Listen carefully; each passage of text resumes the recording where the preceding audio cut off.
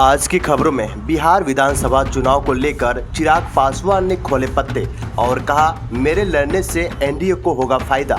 लोकसभा सांसद और केंद्रीय मंत्री चिराग पासवान ने संकेत दिया है कि वो आगामी बिहार विधानसभा चुनाव लड़ सकते हैं। वैशाली के महुआ में उन्होंने साफ कहा कि अगर पार्टी चाहेगी तो वो चुनाव लड़ने को तैयार है और पार्टी इस पर मंथन और सर्वे कर रही है। चिराग ने कहा कि उन्होंने चुनाव लड़ने से लोजपा यानी रामविलास और एनडीए दोनों को रणनीतिक फायदा हो सकते हैं। विधानसभा चुनाव को लेकर बिहार की राजनीतिक में हलचल तेज हो गई है। केंद्रीय मंत्री और लोक जनशक्ति पार्टी यानी रामविलास के राष्ट्रीय अध्यक्ष चिराग पासवान ने संकेत दिए हैं कि वो आगामी विधानसभा चुनाव लड़ सकते हैं। चिराग पासवान ने इस मुद्दे पर पहली बार खुलकर प्रतिक्रिया दी है और चुनाव लड़ने के पीछे की वजहों का खुलासा किया। वैशाली के महुआ में एक आपराधिक घटना के पीड़ित परिवार से मिलने पहुंचे चिराग पासवान से जब पत्रकारों ने विधानसभा चुनाव लड़ने की संभावना पर सवाल किया तो उन्होंने साफ कहा कि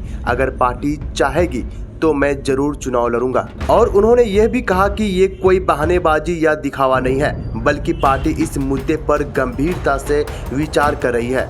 और चिराग पासवान ने बताया कि उनकी पार्टी इस समय मंथन कर रही है और अलग अलग विधानसभा क्षेत्रों में सर्वे करा रही है ताकि ये समझा जा सके कि उनके चुनाव लड़ने से पार्टी को और गठबंधन को कितना फायदा हो सकता है। और उसके बाद उन्होंने कहा कि ये निर्णय केवल व्यक्तिगत महत्वाकांक्षा का नहीं है, बल्कि पार्टी और एनडीए गठबंधन की व्यापक रणनीति का हिस्सा है। इसके बाद चिराग पासवान ने यह भी स्पष्ट किया कि विधानसभा चुनाव में उनकी भागीदारी से लोजपा यानी रामविलास को अधिक सीटें जीतने में मदद मिल सकती है। इससे न सिर्फ उनकी पार्टी का प्रदर्शन बेहतर होगा, बल्कि एनडीए गठबंधन की स्थिति भी मजबूत होगी। और बात करते हैं कि उन्होंने कहा कि मेरे चुनाव लड़ने का एनडीए को होगा फायदा। और उन्होंने कहा कि लोकसभा चुनाव की तरह इस बार भी पार्टी का स्ट्राइक रेट बेहतर करने का लक्ष्य है और कई बार देखा गया है कि जब कोई बड़ा नेता खुद मैदान में उतरता है तो उसका असर पूरे संगठन पर पड़ता है। हालांकि इस पूरे घटनाक्रम के बीच सबसे बड़ा सवाल ये उठता है कि